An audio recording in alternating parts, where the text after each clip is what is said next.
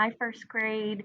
How is everyone doing? I hope you're having a great day so far. So, Mrs. Norris here, and we are going to talk about good writing. You have been doing such an amazing job in learning all about the things good readers do. Today, we're going to talk a little bit about what good writers do.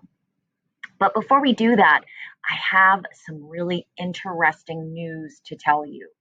Are you ready? Okay, the dog. Can you believe it? Right? You're probably thinking, what? What is she talking about? What about the dog? What is the dog doing? Right? What I just said, when I said the dog, I wasn't speaking in a complete sentence, right? You probably, for a moment, thought, what's she talking about? And then you probably thought, well, what about the dog? Where is the dog? What's the dog doing? What does the dog look like? Why are we talking about a dog? And that's again because I wasn't using a complete sentence. So today we're going to talk about what makes a complete sentence. And I think, hopefully I maybe proved the point of why it's important to write in complete sentences. But I want you to just think about that for a minute. Why is it important to write and speak really in complete sentences? What do you think? Yeah, if we don't write or speak in complete sentences, people aren't going to know what we're talking about. And, learning to communicate, and that's getting our ideas, our needs, our wants across to someone else, sharing information to someone else, that's communicating. We want to be able to do that clearly so people can understand us and know what we need or want or, understand what we're trying to tell them. So writing and speaking in complete sentences helps us to more clearly communicate, right? Just like when I said the dog, you probably immediately thought, what about the dog? Because it wasn't a complete sentence. So let's take a look at what makes a complete sentence a complete sentence. All right, there we go. So complete sentences tell a complete thought. That was just like when I said the dog. That wasn't a complete thought. You didn't know what the dog was doing or why I was talking about the dog. It wasn't a complete thought. Now, the next two characteristics of a complete sentence have to do more with when we're writing complete sentences. As you can see here, complete sentences always begin with a capital letter, very good. And then a complete sentence always ends with some punctuation mark. So you can see here on the screen, it could be a period, it could be an exclamation point, or it could be a question mark, depending on what type of sentence it is. But there is always a punctuation mark at the end of a sentence. And then lastly, complete sentences always have what's called a subject and a verb. So you probably remember a little while ago we worked on what are called nouns, right? Anybody remember what makes a noun? There was three things. See if you can say them to yourself right now.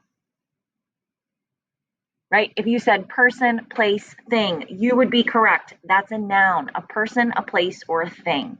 And so a complete sentence always has a subject, which is a noun, and that is who or what the sentence is about. Who or what the sentence is about. And then sentences also have a verb in them. And I know you've been learning about what that means this week. A verb is an action word. So in a complete sentence, there's always a subject, which is a noun, a person, place, or thing, and then a verb, which tells what the subject is doing.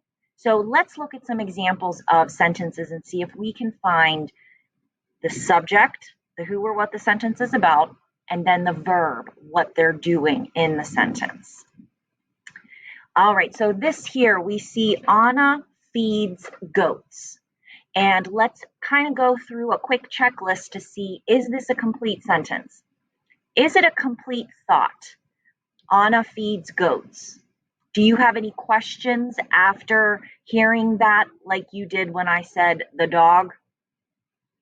Probably not, right? I mean, you might have other questions, but we know what's going on. We know who is in the sentence and we know what they're doing.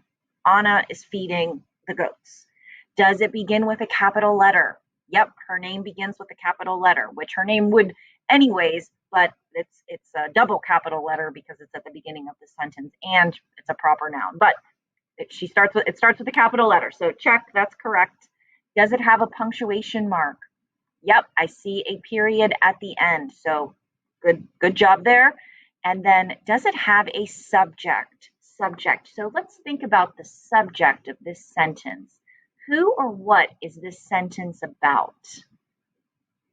Yeah, Anna, right? The sentence is about Anna. And then does it have a verb? Yeah, is there an action in this sentence? Is there something that, you could do or that our subject is doing? Right, feeds. Feeds is the verb. Excellent. All right, let's take a look at some more sentences and see if we can find the subject and the verb in them. All right, so let's read these together. So on the screen, it says, Anna reads books. So let's think about that. Who is the sentence about? In other words, who is the subject? What do you think? Right, Anna. I was thinking the same thing. Anna is the subject. Very good. And what is the verb? What is she doing in this sentence? Reads. Right, yeah. If you ask yourself, could I act that out? Could I do that? Read. Yep. Read. Reads is our verb. What about the next one? The librarian reads. The librarian reads. Sound like a complete sentence to you? Yep, I see a capital at the beginning and also on the first sentence, I see a capital, I see punctuation, and what's the subject in that second sentence? The librarian reads. Who is that sentence about? Yeah, the librarian. Very good. And then is there a verb? What's the librarian doing? Reads. Excellent. I knew you'd know that. Right, the librarian, he or she reads. That's the verb. And then our last sentence, Alpha and Beto walk. Let's see, who is that sentence about? What is the subject? Alpha and Beto, you were correct. Yes, that is who or what the sentence is about. And is there a verb? What are they doing? Yep, walk. You got it. Walk is the verb. Excellent. And I see a capital at the beginning of the sentence, and I also see a period at the end. All right, so remember, complete sentence has to have a couple of things. It has to be a complete thought. It starts with a capital. It ends with punctuation, and it has a subject and a verb.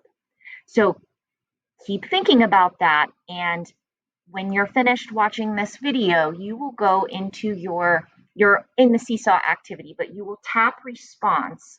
And what we would like you to do is use the pen tool to underline the subject of these sentences and then circle the verb in each sentence. So I'll just read them through for you once so that if you needed to listen to them, I'll read them. And then whenever you are finished watching this, you can tap add response and circle, underline the subject and circle the verb. So number 1 says, Beto eats grass. Number 2 is Anna writes a story. Number 3, Anna sleeps at night. Number 4, Alpha walks home. And number 5, first graders work hard. All right, so we can't wait to see your activities. And remember, keep working on writing and speaking in complete sentences so that you can communicate clearly what you want to tell others. And keep up the great work, and we'll talk to you soon.